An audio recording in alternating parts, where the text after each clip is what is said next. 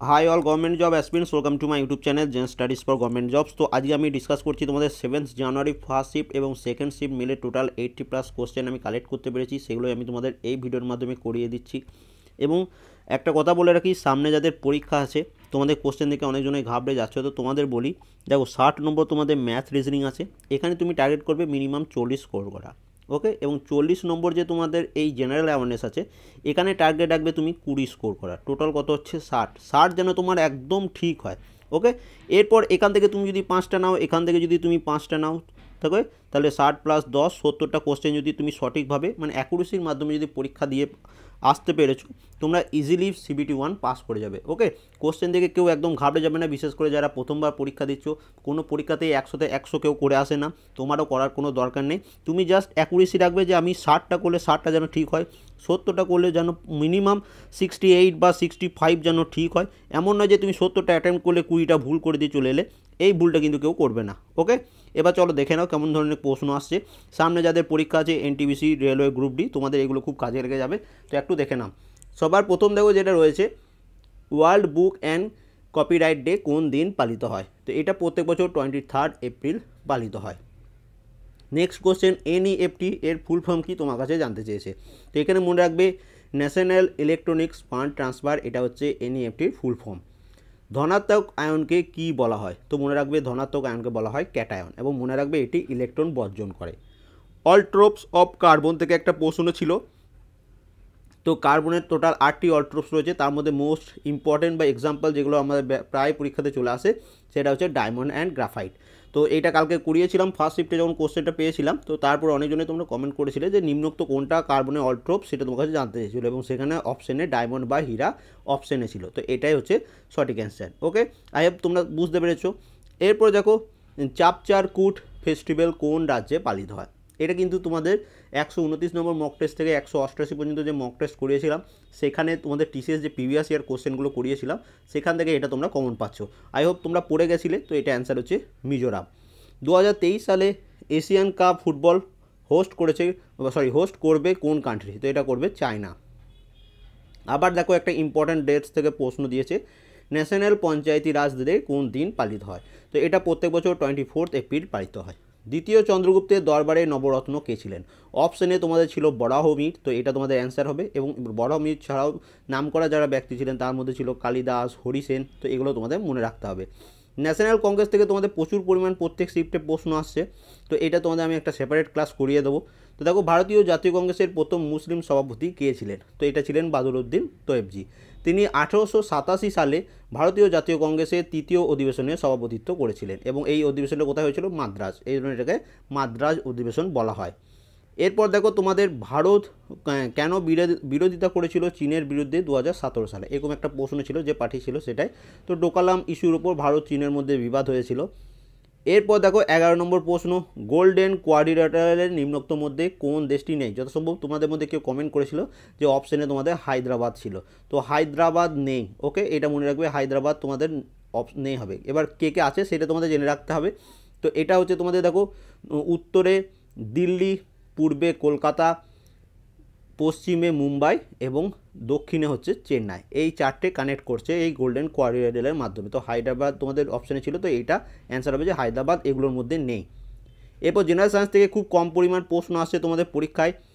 2, 8, 7 কার electron বিন্যাস? তো এটা আমরা জানি, এটা কার হচ্ছে? ক্লোরিনের। তোমাদের 2018 যে রেলওয়ে গ্রুপ ডি পরীক্ষা হয়েছিল, সেখানে এই সেম প্রশ্নটাই এসেছিলো, এবং সেটাও তোমাদের TCS নিয়েছিল। তো গ্রুপ ডির জন্য যারা প্রিপারেশন নিয়েছো, তোমরা কিন্তু 2018 গ্রুপ ডিতে যতগুলো প্রশ্ন এসেছিলো সব কিন্তু তোমাদের করে নিতে হবে। এরপর দেখো, গান্ধীজি কোন ঘটনার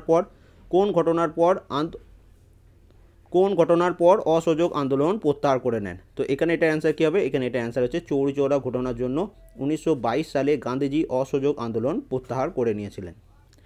এরপরে দেখো, নেক্সট যে প্রশ্নটা এসেছিল, রাওলাট আইন কবে পাস হয়েছিল? তো রাওলাট আইন এটা পাস হয়েছিল 1919 সালে।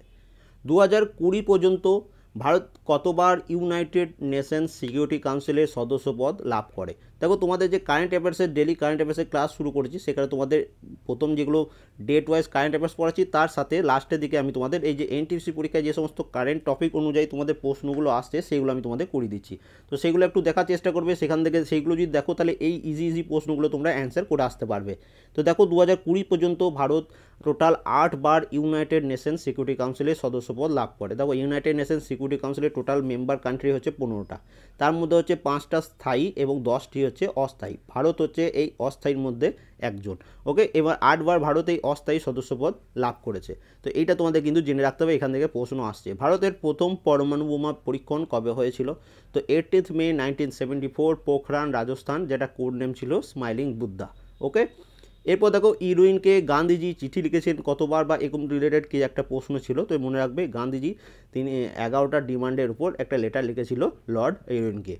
2011 সালের জনগণনা অনুসারে সবথেকে জনবহুল রাজ্য, মানে কোন রাজ্যের পপুলেশন সবথেকে বেশি? তো এটা আমরা প্রত্যেকে জানি, উত্তরপ্রদেশের পপুলেশন সবথেকে বেশি। সংবিধানের 377 নম্বর ধারা থেকে একটা প্রশ্ন ছিল, অ্যাকচুয়াল প্রশ্নটা আমি এখনও পাইনি, তো তোমাদের কারো জানা থাকলে অবশ্যই একটু কমেন্ট করে দিও যদি কেউ কালকে পরীক্ষা দিয়ে থাকো।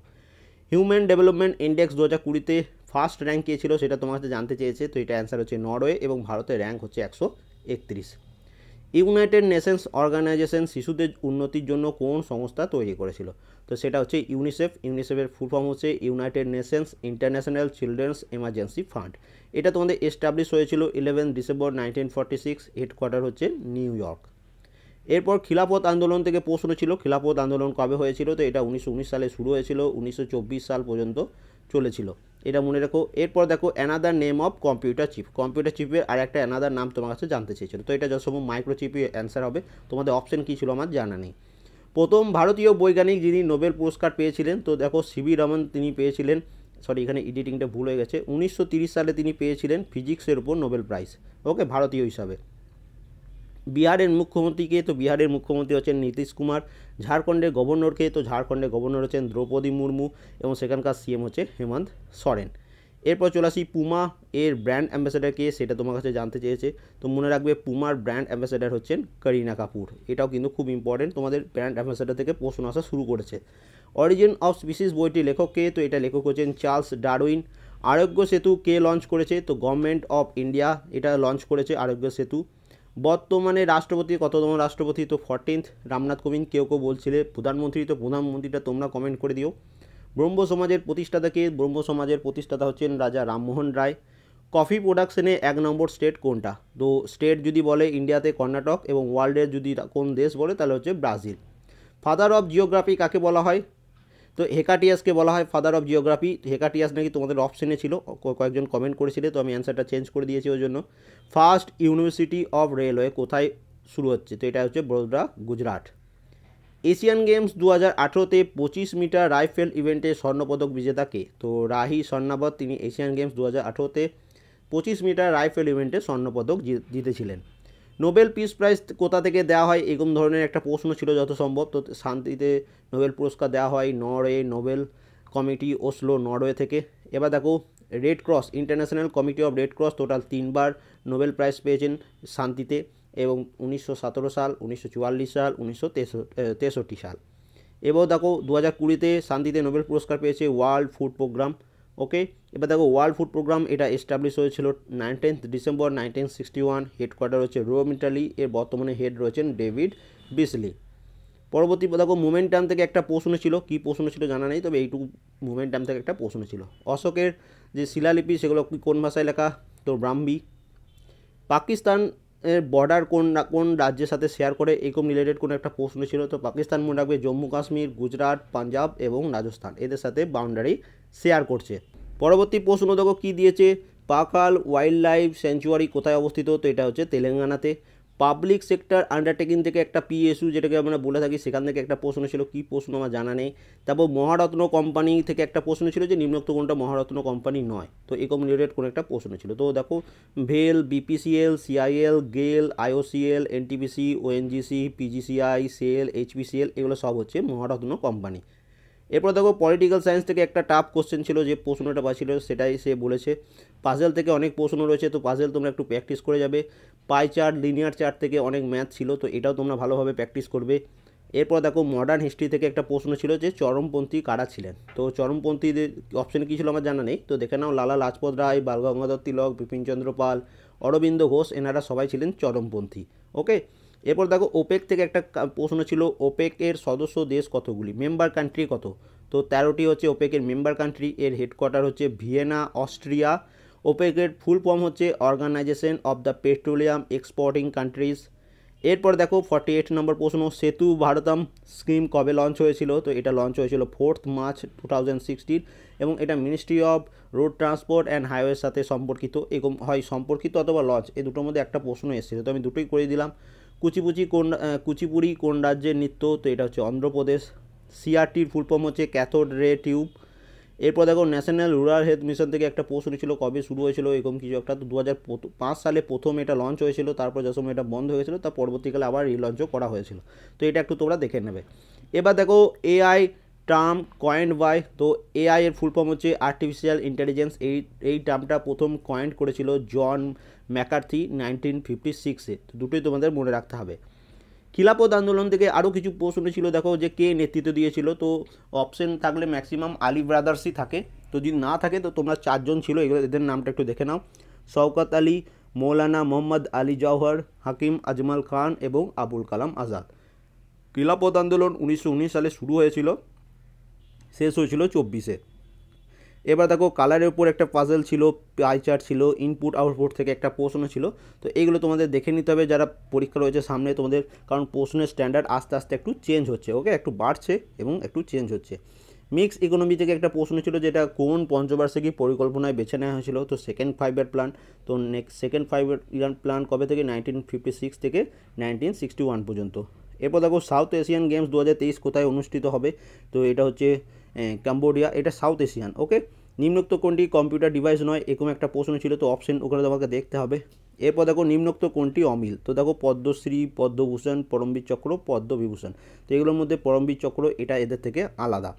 ওকে, এরপর দেখো রিমোট স্যাটেলাইট থেকে একটা প্রশ্ন ছিল, কি প্রশ্ন প্রপার কোশ্চেনটা করতে পারেনি, তবে এটুকু বলেছিল যে রিমোট স্যাটেলাইট রিলেটেড একটা প্রশ্ন ছিল। রাজ্যসভায় প্রথম সভাপতি কে ছিলেন। তো ডক্টর সর্বপল্লী রাধাকৃষ্ণন ছিলেন রাজ্যসভার প্রথম সভাপতি। What is the air pressure in sea level. তো দেখো এটাও কিন্তু তোমাদের প্রিভিয়াস তোমাদের আমি করিয়েছি লাইভ মক টেস্টে। তো এখানে এটা অ্যান্সার হচ্ছে 1013.25 মিলিবার। এলাহাবাদের সন্ধি কবে হয়েছিল।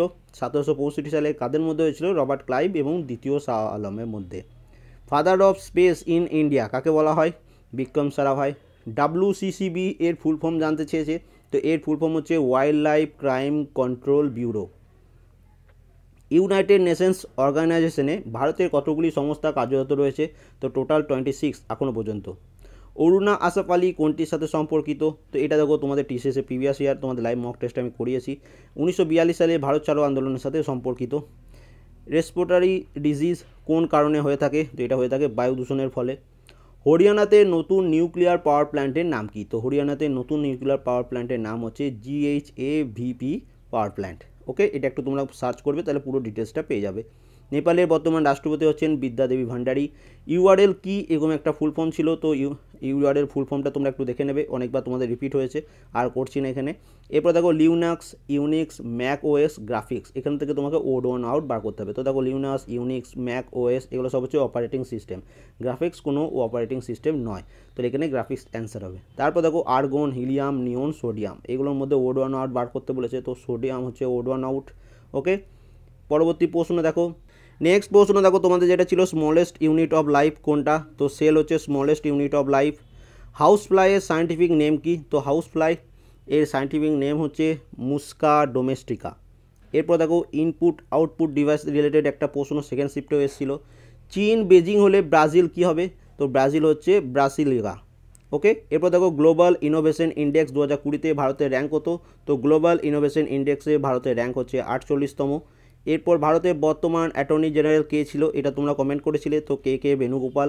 সুইডিশ একাডেমি কোনটির সাথে সম্পর্কিত। তো এখান থেকে নোবেল পুরস্কার দেওয়া হয়। এই প্রশ্নটা এবং তোমাদের নোবেল পিস প্রাইজ এই দুটোর মধ্যে একটা প্রশ্নই হয়তো যথাসম্ভব এসেছিলো, তো প্রশ্নটা সঠিকভাবে কেউ দিতে পারে না, সেই জন্য আমি তোমাকে দুটোই করিয়ে দিয়েছি। এবার দেখো সংবিধান গঠনের সময় মোট কতগুলি ধারা ছিল, তো 395টি ধারা ছিল। এবার দেখো ত্রিগোণমিতি থেকে 5 থেকে 6টি প্রশ্ন, মেনসুরেশন থেকে 2 থেকে 3টি প্রশ্ন এসেছিল, জিওমেট্রি থেকে 2 থেকে 3টি প্রশ্ন এসেছিল, এসআইসিআই থেকে 2 থেকে 3টে প্রশ্ন এসেছিল, প্রফিট লস থেকে 2 থেকে 3টে প্রশ্ন এসেছিল, নাম্বার সিস্টেম থেকেও তাই। তো সব টপিক থেকে কিন্তু তোমাদের প্রশ্ন আসছে। এলসিএম এসসিএফ থেকে 2-3টে, টাইম অ্যান্ড ডিস্টেন্স থেকে 2-3টে, মিন মোড মিডিয়াম থেকে 1-2টো, ডিআই থেকে 2-3টে প্রশ্ন, তারপরে বডমাস থেকে বা সিম্পলিফিকেশন থেকে 4টে, পার্সেন্টেজ থেকে 2 থেকে 3টে, টাইম ওয়ার্ক থেকেও 2 থেকে 3টে প্রশ্ন তোমাদের আসছে। তো এই ছিল পুরো টপিক, যতগুলো কালেক্ট করতে পেরেছিলাম সব তোমাদের জন্য করে দিলাম। ভিডিওটা ভালো লাগলে একটা লাইক করে দাও, চ্যানেলে নতুন হয়ে থাকলে সাবস্ক্রাইব করে নেবে, এবং ভিডিও ডেসক্রিপশনে টেলিগ্রামের লিঙ্ক আছে, সেখান থেকে টেলিগ্রাম চ্যানেল জয়েন করে নেবে। সেখানে আমি এই পিডিএফটা পোস্ট করে দেবো, তো সেখান থেকে তোমরা ডাউনলোড করে নেবে। Thank you for watching.